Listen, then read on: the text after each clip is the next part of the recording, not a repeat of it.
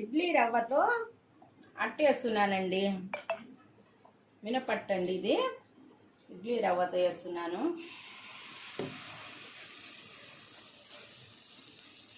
ఇడ్లీ రవ్వతో అట్టేస్తున్నానండి.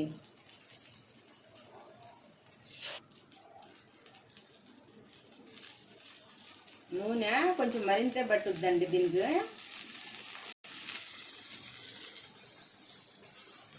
కాలిందండి.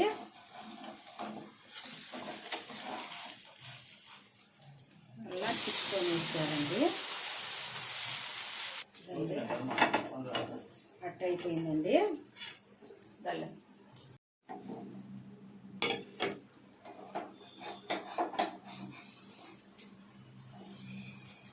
ఇదండి అట్టు. ఇది నాకండి, ఇది మా పాపకండి. తర్వాత మా వారికి ఒక వేసి ఇచ్చానండి. ఇడ్లీ రవ్వతో దిబ్బ రొట్టె చేశానండి. మా పాప ఒకటి, మా వారికి ఒకటి, నేను ఒకటండి.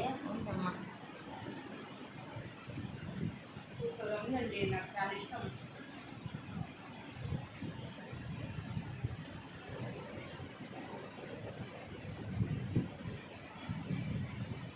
సూపర్గా ఉందండి. మీకు ఇష్టపడితే ఒక లైక్ చేయండి, షేర్ చేయండి, సబ్స్క్రైబ్ చేయండి.